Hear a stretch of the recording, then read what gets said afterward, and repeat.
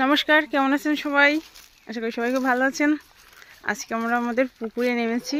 যদিও আমাদের পুকুরে জল একেবারে শুকিয়ে গিয়েছে। পুকুরটা অনেক বড়, বাট জল থাকে না।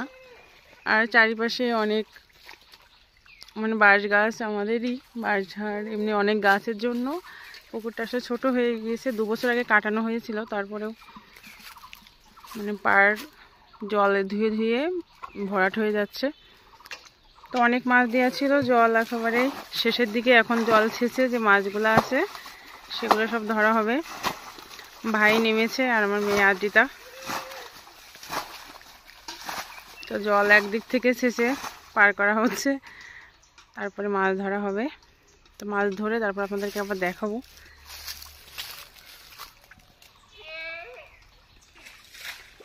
তো এক সাইড থেকে জল ছেঁচা হচ্ছে আর এই পাশে জল কমে যাচ্ছে, এজন্য মাছগুলো কিভাবে লাফালাফি করছে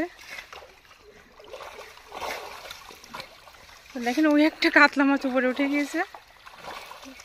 বড় মাছ এবং ছোট মাছ সব রকমের মাছই আছে, কিন্তু জল একেবারে অল্প। মোটর দিয়ে জল দেওয়া হচ্ছে, তারপরেও কোনোভাবে শেষ রক্ষা হলো না।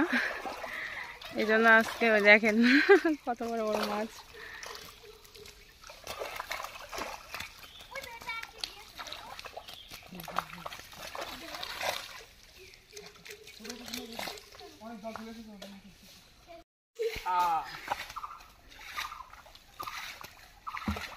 কত মাছ, অনেক মাছ।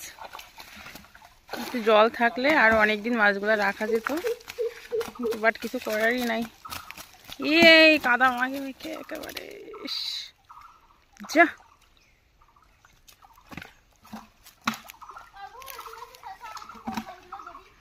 এসো, তুমি এসো, কেন এসো।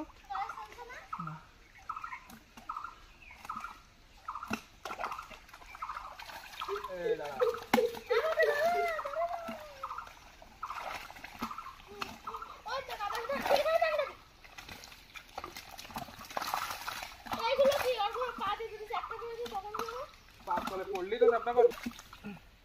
গ্লাস কাপ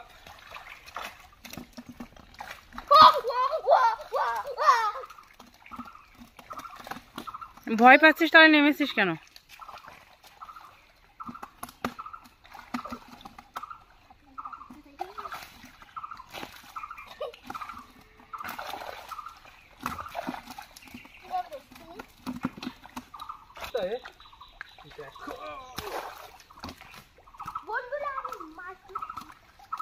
বন্ধুরা ছোটটা ঘুমাচ্ছে। তো আমাদের মাছ ধরা কিন্তু চলছেই। অবশেষে আমিও নেমে পড়েছি। আসলে অল্প জল ছিল, কিন্তু তার ভিতরে যে এত মাছ ছিল আমরা কেউ আসলে অনুমান করতে পারি নাই। ভাই আসলে একা ধরে পারছিল না, এই জন্য আমিও নেমেছি, পরে আমার বাবাও নেমেছিল। আর আমার মেয়ে তো ফার্স্ট টাইম নেমেছে পুকুরে। প্রথমে তো ভয় পেয়েছিল, কিন্তু তারপরে বেশ অনেকগুলো মাছই ধরেছে।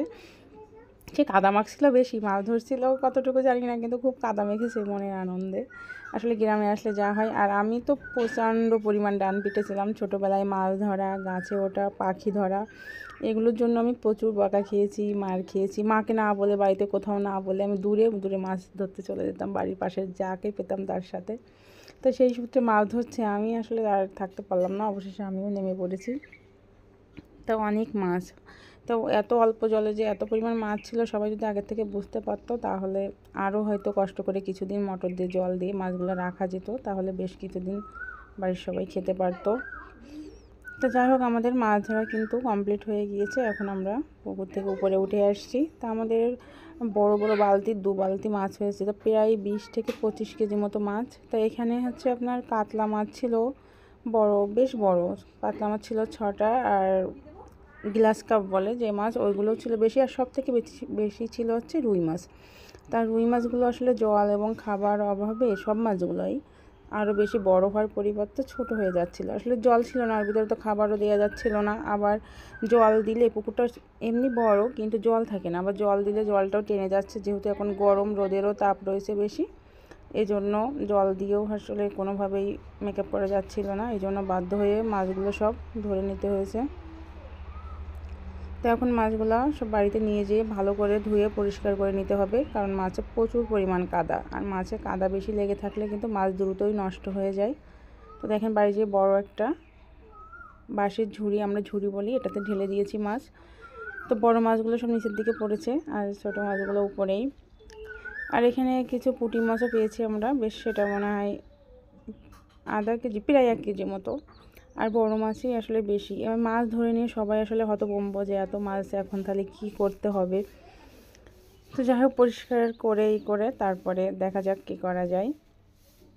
তো যাই হোক অনেক বছর পরে আজকে পুকুরে নেমে এভাবে মাছ ধরতে পেরে নিজের শৈশবটা মনে হলো যে ফিরে পেয়েছি। অনেক ভালো লেগেছে আমার। আর আপনাদের সাথেও শেয়ার করলাম। তো আপনাদের কেমন লাগলো অবশ্যই কিন্তু আমাকে কমেন্টস করে জানাবেন। ভালো লাগলে অবশ্যই লাইক এবং শেয়ার করবেন।